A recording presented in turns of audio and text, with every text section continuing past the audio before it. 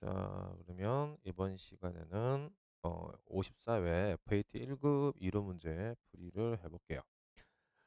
자, 1번부터입니다. 다음 중 회계 정보 이용자에 따른 재무 회계의 정보 제공 목적으로 옳지 않은 것은 그랬는데, 자, 우리 뭐 회계의 종류가 크게 보면 기본적으로 재무 회계랑 그다음에 뭐 있다? 세무 회계, 예, 관리 회계, 예, 자, 그다음에 뭐 세무 회계도 있는데 뭐 세무 회계는 어차피 세법이니까 별개로 치고 이렇게 나뉘죠. 그래서 재무회계는 이제 외부 보고, 기본적으로 외부 보고 목적이고, 외부에 보여줘야 되기 때문에 반드시 원칙을 꼭 지켜야 되죠. 그죠? 규칙을 꼭 지켜야 되고. 자, 어, 단지 이제 이렇게 규칙을 지켜서 외부에 보고하지만 또 당연히 뭐야, 경영자도 보긴 봐야 되겠죠. 그래서 일단 기본적으로 이제 요게 재무회계고, 관리회계는 얘는 뭐예요? 쉽게 해서 관리회계는 내부죠, 내부. 내부 보고. 쉽게 해서 경영자만을 위한 회계죠. 그래서 기본적으로 경영 뭐 보통 경영 뭐 실지 뭐야 종업원도 보긴 하는데 대부분 경영자를 위한 행위고 그러다 보니까 내부에서만 쓰니까요. 얘는 당연하게 규칙을 꼭 지킬 필요는 없다. 그렇죠? 자, 단지 이때 문제는 이 관리에게는 그러다 보니까 내부에서 물건을 만드는 공장, 사실 공장에 쓰이는 회계를 우리가 보통 자 원가 회계라고 한다 그랬죠. 그래서 공장 안에서 물건을 만들 때 쓰는 이 금액 계산은 당연하게 공장 내부적인 얘기는 외부에 당연히 보여줄 리가 없겠죠. 그래서 안에서만 쓰니까 그래서 원가 회계가 관리 회계의 가장 기본적인 형태였죠. 그죠? 자, 그래서 보면 자 볼게요. 경영자의 수탁적인 평가 필요 정보. 그래서 당연하게 재무회계의 결과물로서 우리 가 재무제표를 작성하고요. 그 재무제표 작성했을 때 뭐 나오는 단기 순위 같은 것들이 당연히 뭐라고 경영자를 평가할 때, 그 경영자 경영을 잘했는지 못했는지 평가할 때 사용되지. 그래서 주식회사 같은 경우는 대표이사가 실제 회사의 주인이 아니죠. 기본적으로 이제 회사 주인은 회사의 주인은 주식회사에서는 주주가 주인이고, 결국은 대표라든가 뭐 이런 사장들이 경영자들이 실제 뭐라고요? 전체 주주가 원래는 뽑는 거죠. 원칙은 뭐 실제 뭐 우리나라 같은 경우 안 그런 경우도 있지만 그렇지 않은 경우도 있지만, 자 근데 결국 그 사람이 경영을 잘하는지 못하는지는 이 결과물로 볼 수 있다는 거지. 다음에 2번 고객을 위한 상품별 원가 제공. 근데 이 원가 제공하는 게 뭐죠? 원가 회계죠. 그죠? 원가 제공이 원가 회계인데 원가 회계는 그쵸 뭐라고요? 이거는 관리 회계죠. 관리 회계. 재무 회계가 아니고 관리 회계에 포함되는 거죠. 그래서 내부적으로 회사를 관리할 때 쓰는 회계. 그래서 원가 회계는 공장에서 물건을 만들 때 쓰는 회계이기 때문에 이거는 외부에 보여주는 게 아니라는 얘기죠. 그래서 답은 2번. 3번. 자, 투자 및 신용 의사결정에 필요한 정보. 그죠? 외부이죠. 투자자라든가. 맞지? 또 신용 의사결정은 또 은행 같은데 우리 돈 같은 거 빌리다 보면은 당연히 내 신용도 평가를 하는 얘기죠. 그때 사용되는 얘기고. 그다음에 4번. 재무 상태, 경영 성과. 이거 재무 상태는 재무 상태표. 경영 성과는 경영 뭐라고? 손익계산서. 현금 흐름은 현금 흐름표. 자본 변동은 자본 변동표. 그리고 이 전부 다 뭐다? 재무제표고요. 이 재무제표는 재무회계 결과물로 보는 거죠. 그래서 맞는 얘기죠. 그 답은 2번. 2번. 자, 다음 회계 정보의 질적 특성에 대한 설명이다. 이 중 옳은 것만 고른 것은. 자, 매출 채권에 대한 대손 충당을 설정하는 것은 목적 적합성을 고려한 것이다. 자, 근데 일단 이 목적 질적 특성, 회계 정보의 질적 특성이란 것은 자, 뭐 우리가 공부를 해봤었는데 이놈이죠. 회계 정보의 질적 특성은 이놈인데 잠깐 이제 이걸 같이 보면서 해볼게요. 자, 그래서 뭐 직접 그리기는 시간 걸리니까.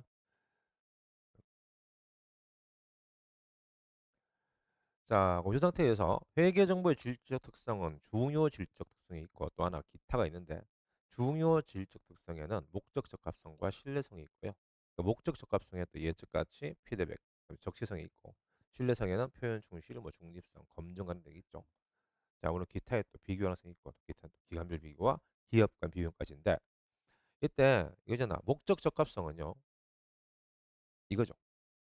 여기에 속하는 게 이 목적 적합성을 달성하기 위해서 이런 질적 특성을 갖추기 위해서 생기는 하부 개념들, 예측가치, 피드백, 적시성들이 있는데, 근데 문제는 이거죠. 매출 채권에 대한 대손 충당금 설정이란 게 원래 언제 한다 우리 기본적으로 음, 기말 결산 시 하죠. 기말 결산 시에 예, 회사가 가지고 있는 쉽게 매출, 채권, 잔액에 잔액에 대한 대손을 떼이는 돈을 예측한 거죠. 그게 예상이죠. 대손의 예상. 그래서 매출 채권에서 해서 대손 충당금을 설정한다는 것은 내가 뭐야 매출 채권 잔액에 대해서 기말에 떼일 돈이 얼마인지 예측하는 거잖아. 그 예측하는 게 이거 예측 가치죠. 자, 그래서 뭐라고 목적 적합성은 예측 안에 뭐라고 예측 가치가 포함되니까 고려하는 것이다. 맞는 말이죠. 그러나 재무제표 정보 이용자와 의사결정 차이를 가져올 수 있다면 그 정보는 목적 적합한 정보이다. 뭐 당연하게 정보를 제공받은 사람이 그렇죠? 그 정보를 인해서 의사 결정을 할 때 어떤 차이, 다시 말해 의사 결정에 사용된다면 그 정보는 당연히 내 목적에 적합하는 게 맞다는 얘기죠. 이게 당연한 얘기죠. 자, 그래서 가도 맞는 말이고 나도 맞는 말인데 옳은 것만 고른 것이니까 지금 뭐 어차피 밑에가 가나 답은 1, 2번이네 그냥 바로. 그죠? 자, 그러면 3 다라는 왜 틀렸느냐 볼게요. 회계 정보를 보는 회계 정보를 미래 재무 정보 예측에 활용하려면 신뢰성을 더욱 강조해야 된다. 근데 예측 가치는 그죠? 예측 가치는 뭐라고요? 야, 목적 적합성이야. 근데 신뢰성은 누구 이거죠? 예, 그래서 예측 가치는 목적 적합성에 속하고 신뢰성은 별개 개념이죠. 그래서 당연하게 이거 두 가지가 바로 연결되는 게 아니기 때문에 틀린 거고. 목적 적합성이 높은 정보는 신뢰성이 항상 높다. 얘가 높으면 얘가 항상 높다. 이게 틀린 거예요. 실제는 이 엄밀히 말하면 목적 적합성과 신뢰성은요 상충됩니다. 상충. 자주 부딪혀요. 상충된다. 이게 상충관계라 그러는데 서로 부딪히는 경우가 많아요. 왜 그러냐면 예를 들어서 내가 예측 가치가 중요해서 예측을 많이 했어. 근데 예측을 많이 하면요. 이건 당연히 뭐라고 예측이란 것은 미래를 내가 예측하는 거니까 예측은 정해진 게 아니죠. 답이 아니란 거지. 그 말은 이 예측했는 가치는 기본적으로 신뢰성은 하락을 해요. 예측을 많이 할수록 신뢰성은 떨어집니다. 이게 부딪힌다는 얘기죠. 그래서 회사 회계 정보에서 어쩔 수 없이 예측을 하는 경우에 내가 신뢰성을 최대한 유지시키려면 예측을 덜 하는 게 맞겠죠. 어떻게 보면. 그래서 이게 예, 목적 적합성이 높은 정보는 신뢰성 형성 높다 하는 거는 당연히 잘못된 거죠. 상충 관계이기 때문에. 자, 다음 3번입니다. 다음 거래의 매출 채권은 얼마인가? 자, 매출 채권은 뭐 위에서 나왔지만 매출 채권의 종류는 누구라고요? 이게 그렇지. 외상, 매출금 플러스 누구? 바드럼을 합친 거죠. 그래서 외상 매출금과 바드럼을 합쳤는 게 뭐라고? 이게 매출 채권인데 결국 외상 매출금과 바드럼이 여기 나온 게 누가 있냐 보면 되겠지. 뭐 상품 1000개를 개당 5,000원에 판매하고 200만 원의 약속은 받고 여기 뭐라고요? 200만 원 받은 게 이게 뭐라고? 바드럼이네. 그럼 당연하게 바드럼이 얼마? 200이에요. 그렇죠? 200만 에다가 잔액은 2개월 후에 받기로 했다. 운임반비 5만 원 현금 지급했다. 근데 어차피 운반비 현금 지급은 별개고 그 잔액을 2개월 후에 뭐냐? 외상이지. 맞죠? 2개월 후에 반납을 해서 외상이잖아. 그럼 이게 상품 팔고 외상한 게 외상 매출금이고 결국은 1000개에 5,000원을 중에서 200만 원이 뭐라고요? 바드럼이고 외상 매출금이 얼마라고? 나머지니까 300이겠네. 그럼 전체 다죠? 500만 원 전체가 전부 다 뭐라고? 매출 채권이라는 얘기죠. 답은 3번. 자, 다음에 4번. 자, 다음은 주 항공의 2020년 기말 재무제표에 나타난 계정 과목과 금액 일부이다. 이 자료를 통해 작성한 손익계산서 영업이익은. 근데 이제 우리가 원래 뭐 손익계산서 작성할 때 영업이익까지의 계산 순서는 반드시 아셔야 되는데, 자, 일단은 여기까지 얘기도 뭐 직접 그리면 시간 걸리니까요. 자, 그런 거 있죠. 그래서 영업이익까지 순서 요거죠. 여기까지 계산 순서를 당연히 아셔야 되는데, 자, 요 순서에 따라서 자, 한번 계산을 해봅시다.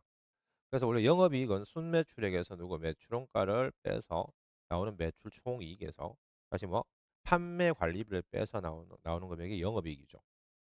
자, 그럼 여기다가 대입을 하는 거죠, 그대로.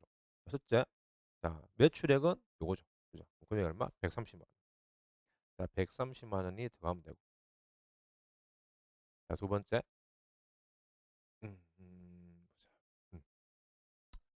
자, 그다음에 자비익인데요. 자비익은 수익인데 보자 여기서 자비익은 수익인데 이 실제 뭐라고? 이 자비익은 뭐라? 장사할 때 하는 수익이 아니죠. 그래서 우리 장사랑 상관 있는 수익은 얘밖에 없고, 맞지? 나머지는 뭐라고? 영업의 수익이죠. 그래서 다시 말하면 여기에 들어가는 자리가 없죠. 이 뒤쪽에 있는 게 뒤쪽 제외. 그다음 매출원가 80만 원. 그게 있죠. 그게 자기 있는 것만 넣으면 돼, 있는 것만. 있는 것만 대입시킬 거잖아. 80만 넣고. 자, 그러면 당연히 이거는 뭐 바로 계산할게. 130에서 80을 빼면 50만 원이죠. 그렇지? 자, 50만 원이 남고. 자, 그래서 매출원가 50입니다. 그다음에 뭐야? 판매 관리비인데 보면 매출원가에서 그다음에 퇴직급여 그 나오는데 일단 기본적으로 우리 판매 관리비가요. 판매 관리비 보통 실기에서 할 때 800번대 비용이죠. 얘 종류가 뭐라고? 여, 비, 료 하고 뭐 세금과 공과까지. 그죠? 세금과 공과까지가 판매 관리비인데 결론적으로 이 판매 관리비의 종류만 알면 되겠는데 그럼 남았는 것 중에 여기서까지지 중에서 판매 관리비는 첫째 여러 건다는 비용 뭐 있다? 퇴직급여. 그렇죠? 그다음에 비로 끝나는 거. 여기 두 개 있죠. 자, 요거랑 요게 있는데 문제는 이 개발비가 항상 함정이 되었죠. 왜? 개발비는 비로 끝나는 말 중에서 유일한 차상 계정이지. 예, 그래서 얘는 제외. 당연히 또 그럼 남았는 게 이제 뭐라고? 법인세 비용인데 그 말이 뭐라고? 비용으로 법인세는 항상 손이 껴서 맨 끝에 나오는 마지막 비용이죠. 그래서 실제 판매 관리비는 두 개 있으니까 요거만 퇴직급이랑 복리후생. 자, 그래서 총 얼마 금액이 18만 원. 8만 되겠지? 그지? 자, 그럼 50만 원에서 18만 원 빼니까 차익이 32만 원이죠. 그게 뭐야? 영업이익이에요. 답은 4번. 5번. 다음 자본에 대한 설명을 옳지 않은 것은 자본에 대한 설명입니다. 자본은 뭐 기본적으로 자산에서 부집된 거죠. 그래서 그 자산에서 부채를 차감한. 맞잖아. 자본이 그지? 근데 옳지 않은 걸 찾는 거기 때문에 답은 아니죠. 그다음에 이건 주식을 액면금액 이상으로 발행할 경우에 액면금을 초과한 금액은 이익잉여금으로 표시한다. 그 주식을 액면금액 이상으로 발행하게 되면 자, 과목부에서 어디 있나? 얘 여기 없구나. 자, 적어볼게요. 그러면 주식을 액면 금액 이상 발행하면 뭐예요? 이게 결국은 주식을 발행할 때 보는 이익이 생기죠. 본전보다 비싸게 팔았으니까 그게 주식을 발행해서 액면을 초과해서 액면을 초과해서 받은 돈 그래서 주식 발행 초과금 그러고 주식 발행 초과금은 뭐예요? 우리 회사 주식 거래 다시 말하면 자본 거래에서 발생되는 이익이고 이게 자본 계정 중에서 자본 잉여금에 속하는 그렇죠. 그래서 이익잉여금은 장사에 대한 이익이지. 근데 주식회사가 주식을 발행하는 장사가 아니죠. 그렇죠. 주식회사니까 주식을 발행하는 거지. 그렇죠. 다시 말하면 삼성전자가 주식을 발행하는 것은 삼성전자는 전자제품을 파는 회사고, 그렇죠? 예, 그래서 삼성전자가 전자제품을 팔아서 보는 이익은 이익잉여이지만 주식을 팔아서 보는 이익은 장사익이라는 얘기죠. 그래서 그게 이제 자본잉여, 그래서 잉여금도 종류, 다시 말하면 이익도 종류를 나누어야 되기 때문에 이렇게 나눈 건데 그래서 주식을 팔아서 나오는 주식 거래에서 발생된 모든 이익은 다 자본잉여금이에요. 당연히 이게 아니고. 답은 2번이겠지. 3번 보통조 자본금은 액면금액의 주식 수록 포함입니다. 그렇죠? 주식회사에서 자본금은 발행 주식인데 발행 주식에 대해서 시중 가격, 그거는 파는 사람, 현재 팔리는 가격이고 네, 내 본尊은 항상 액면에 적힌 돈이었죠. 그래서 이걸 사는 사람이야 시중가로 사기 때문에 액면이 상관없지만 처음에 발행하는 사람은 액면 금액이 자기 본전이라는 얘기지. 당연히 종이 적힌 금액. 예, 그래서 뭐 삼성전자 만약에 주식이 액면이 100원인데 지금 뭐 실제 시중가가 한 6만 원쯤 하니까 그럼 삼성전자 입장에서는 자본금이 6만 원이 아니고 자본금은 한 장에 100원이에요. 100원인데 자 이제는 6만 원에 거래되면 당연히 100원짜리를 6만 원에 팔면 나머지는 이거잖아요. 비싸게 팔았는 거. 이거 이익이지. 예. 그래서 그거는 자본금이 아니라 이익 금액이고. 그럼 4번 매도 가능 증권 평가 손익은 기타 포괄 손익 누계를 표시한다. 그래서 매도 가능 증권 평가 손익이 왜 우리 증권에서 나오는 이익과 손실 중에서 유일하게 얘는 세금 문제 때문에 그랬죠. 기타 포괄 손익 누계라는 얘가 무슨 계정? 예, 얘도 자본 계정이지. 그래서 이게 자본 계정에 포함되는 거지. 자, 답은 2번. 6번. 자, 다음 자료에서 주한국의 2022년 12월 31일 결산 시 회계 처리라 옳은 것은 자, 일단은 결산 시 회계 처리를 벌써 그지? 자, 근데 일단 흐름이 나오니까 봅시다. 처음에 22년 4월 1일 소모품 100만 원 구입하고 대금 현금 지급하였으며 구입한 소모품 전액 비용 처리했다. 그럼 당연히 4월 1일자 분기는요. 4월 1일자 분기는 어디는 차면에 소모품비가 되죠. 그죠? 품비. 그래서 얼마 100만 원 이고 자, 그리고 대금보다 현금을 줬기 때문에 대금 현금 나겠죠. 자, 이렇게 당연하게 뭐 4월 1일자 분기 물었다면 이게 답이겠지만 지금은 결산시물을 묻죠. 결산시를 물었으니까 그냥 답은 아니고 구입할 때 이렇다 얘기죠. 자, 두 번째. 2022년 12월 31일 소모품 미사용액이 20만 원이다. 이게 결산이죠. 12월 30일. 얘를 물는 거잖아, 지금. 자, 그럼 이날 요 자료를 가지고 우리 만다. 결산 시 회계 처리를 할 건데 문제는 이게죠. 소모품 정리는 항상 똑같은 게 뭐냐? 구입할 때 사용했던 과목에서 빼는 문제죠. 그래서 소모품을 정리하라 그러면 제일 먼저 할 일은 구입할 때 사용했는 과목을 확인하고 그게 소모품 B면 소모품 B가 대변 나가고 그게 소모품이라면 소모품이 대변 나가죠. 그래서 지금은 원래 구입할 때 과목이 소모품 B니까 대변에 소모품 B가 나가는 거죠. 항상 반대쪽에 빼는 문제죠. 이거. 두 번째, 구입했을 때 썼다고 봤기 때문에 B 맞죠? 비용이니까. 그래서 뭐다? 당연히 이거는 미사용액 분계죠. 그래서 소모품 B일 때는 미사용액이고 원래 있던 게 소모품이었다면 거꾸로 소모품 자산이니까 원래 썼던 과목이 뭐라고요? 소모품이었다면 자산은 있는 거라 보기 때문에 그중에 썼는 걸 사용을 빼는 거죠. 예, 그래서 결국은 얘는 20만 원이 미사용됐으니까 20만 원은 비용 아니잖아. 안 썼다며. 그래서 빼는 거고 그게 안 쓴 게 뭐라고요? 그게 소모품이죠. 남아있는 거. 예, 그리고 이렇게 자, 그래서 얘는 소모품 B이기 때문에 미사용에 그대로 분기했는 거고 이게 만약 사용이 나왔다면 거꾸로 80만 원 분기해야 되겠지, 그지? 자, 그리고 이게 답인 거죠. 답이니까 같은 거 찾으면 되겠지. 뭐. 여기 있네, 20만. 자, 다음 1번. 그다음에 7번. 다음은 중 항공의 재무상태표 일부와 비품 취득 관련 자료이다. 이에 대한 설명으로 옳은 것은 자, 근데 설명으로 옳은 걸 물었기 때문에 자, 얘는 할 수 없이 자료 문제 봐야 되겠죠. 1번 비품의 잔존 가치는 40만 원이다. 자, 근데 이게 잔존 가치가요 쓰이는 게 뭐라고요? 정액법 공식에 쓰이죠. 그치? 다시 말해 이거는 지금 정액법으로 쓰는 게 그럼 다시 말해볼게요. 보이 된다고요. 비품을 사와서 우리가 사용하게 되면 가치가 떨어지고요. 가치가 떨어진 걸 계산하는 게 정액분이에요. 쉽게 감가상각 금액 계산 방법인데 그 감가상각 방법의 가장 기본인 정액법도 있고 뭐 정립도 있죠, 그죠? 근데 이때 잔존가치란 말이 들어가는 게 뭐라고요? 이거잖아. 정액법일 때 취득 원가에서 누구 뺀다? 잔존가치. 어떤 잔존가액을 빼요, 그지? 빼서 여기다가 나누기 내용 연수하는 거죠. 그래서 나누기 내용 연수를 하게 되면 내용 연수를 하게 되면 누가 나온다? 네, 당연히 1년분 상각액이 나오죠. 자, 여기 뭐라고? 정액법 시계란 말이야. 자, 근데 이때 지금 이게 40만 원이라고 물었잖아. 그럼 일단 이거 대입을 해보면 되지. 그럼 취득가가 얼마라고요? 400. 취득가 400이고 자, 잔존가는 지금 모르겠어. 40만 원 이게 답이 모르니까. 자, 내용 연수는 5년 그랬죠. 위에 나와있죠. 위에 자료 예상에서 5년이고 자, 예. 자, 그리고 내가 언제 샀다고? 1월 1일 샀대. 21년도에. 지금 시점은 22년 시점이니까. 그죠? 이게 22년 문제이기 때문에. 그럼 당연하게 이게 두 번째네, 두 번째. 그러면 봐요. 맞잖아요. 72만 원이 1기고 2기의 감가상각 누기가 144라는 얘기는 72만 원씩 증가하는 거지. 그 말은 1년분 상각액이 그러니까 400만 원에서 5를 나누면요. 야, 당연하게 어떻게 된다? 58에 40이니까 1년분 상각액은 80이 나와야 되겠죠. 다시 말해 잔존 가치가 없다면 1년분 상각액은 80만 원인데 지금 잔존 가치가 있다는 얘기고 그래서 감가액이 72만 원이 나온 거죠. 그럼 감가액이 72만 원이 남으려면 그 잔존 가치가 얼마냐는 거잖아. 그럼 당연하게 자 모르겠어 뭐 계산기 때려보면 되지.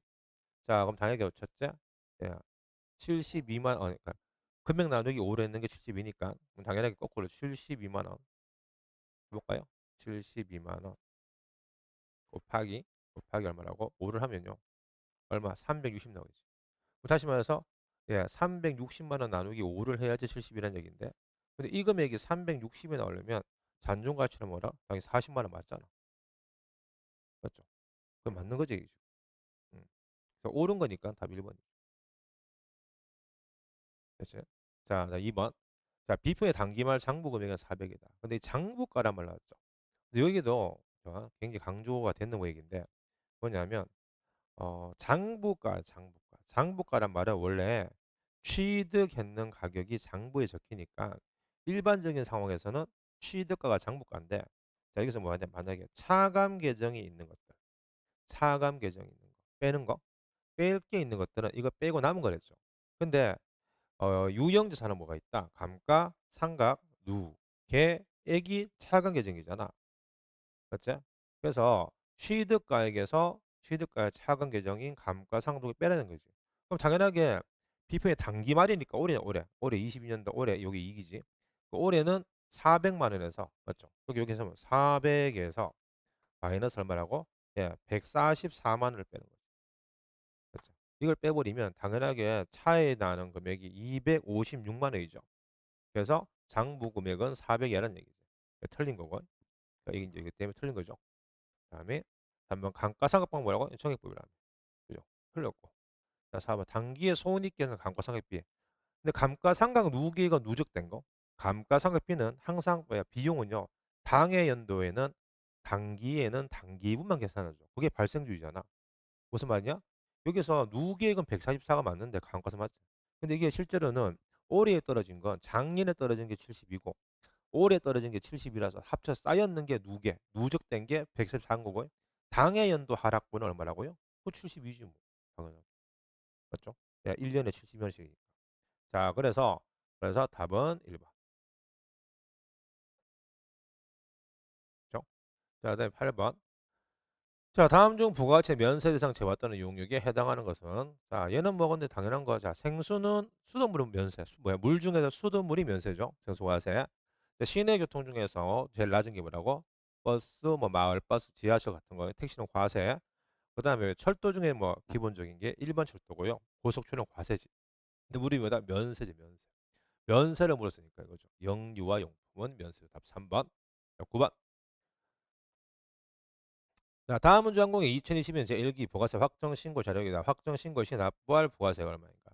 자, 납부할 부가세 물었잖아. 그럼 당연히 얘는 뭐라고요? 납부세액 묻는 거죠. 그렇죠? 그럼 납부세 어떻게 한다고 항상? 매출세에서. 부가세는 매출세에서 누구? 매입세를 빼고 남은 돈을 맞죠? 납부하죠. 이게 전 단계 세액공제법이죠. 납부세.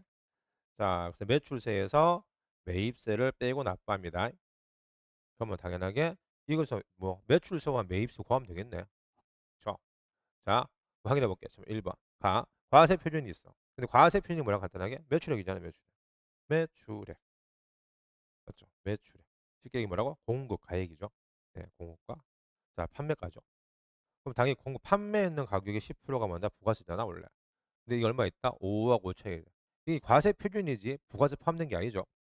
그럼 여기에다 10%가 원래 먼저 왔는데 이 중에 영세가 5억 5천인데 이 중에 영세가 얼마? 1억 있으면 영세에는 부가세가 없죠. 그럼 당연히 얼마? 4억 5천만 과세 대상이네. 그럼 4억 5천에 10%니까 얼마? 4,500. 매출 세액이 얼마? 4,500만 되겠죠.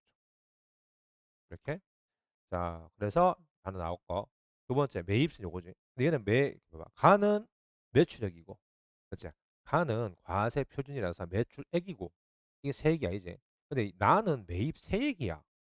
맞지? 그럼 여기에 대해서 10% 하면 안 되겠죠. 얘는 매입세액이니까. 자, 얼마 2,100인데. 자, 이 중에서 토지는 면세기 때문에 제외죠.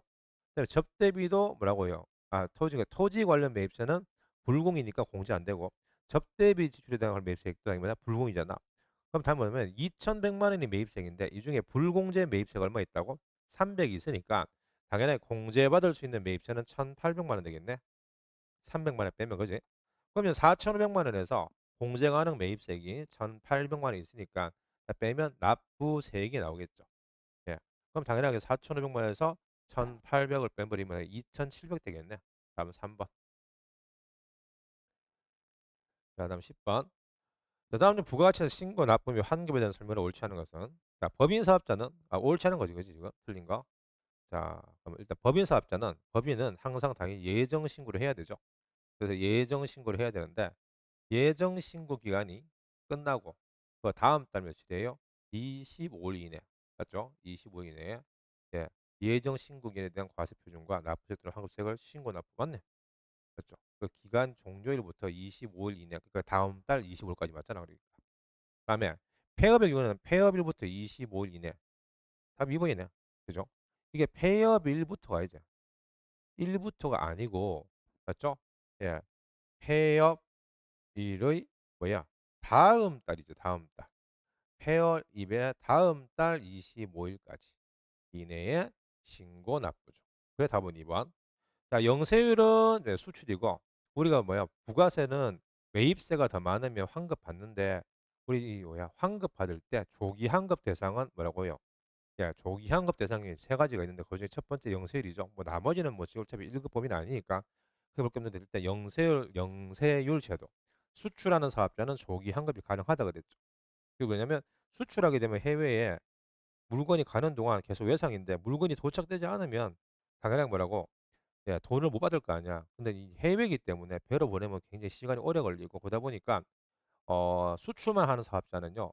세금에 대한 혜택은 많지만 대금 결제가 늦어져 가지고 회사의 이 자금 회전이 잘 안 될 때가 있어요. 그래서 정부에서 뭐 한다고 세금을 돌려줄 게 있으면 예, 조기 환급이라 그래서 일찍 돌려주죠. 그래서 일단 일반 환급은 보통 우리 신고하고 나면 뭐야 30일 이내 그것도 뭐고 확정 시에만 환급해 주지. 그런데 조기 환급은 예, 조기 환급은 뭐라고 매달 신청 가능하고요. 매달 25일 날 매달 25일 신청 가능하고 여기 신청하면 15일 이내 환급이에요. 그래서 이게 일반 환급은 30일 이내 환급이고 그러다 보니까 굉장히 차이가 많이 나겠죠. 시간 차이가. 예, 그래서 이게 이제 장점이고 4번 개인 사업자는 휴업 또는 사업 부진 등에 인해서 각 예정 신고 기간에 공고 또는 납부세액보다 세기 직전 과세 기간에 공과액 또는 납부세액의 3분의 1에 미달한 경우 예정 신고 납부할 수 있다. 이 말이 왜 나오냐면 예정 개인 사업자는 원래 예정 신고가 아니잖아요. 원래 뭐라고? 예정 고지제 고지. 예정 고지. 그래서 직전 과세 기간에 납부 6개월 동안 납부세액의 반을 그냥 내라 그런 데잖아 이거. 맞죠? 그래서 예정 고지인데 근데 내가 직전 과세 기간에 비해서 3분의 1 이상 네, 3분의 1의 미달 이상의 미달할 정도로 사업이 안 됐다.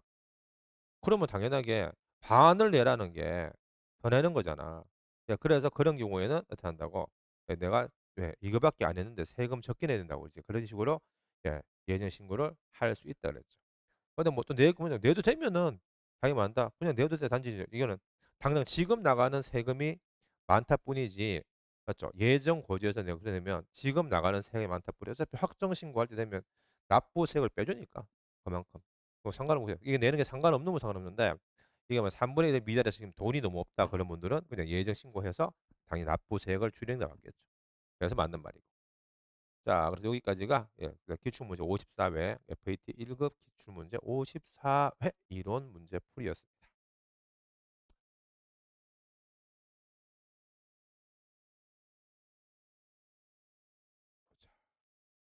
보자. 어? 어디 갔니?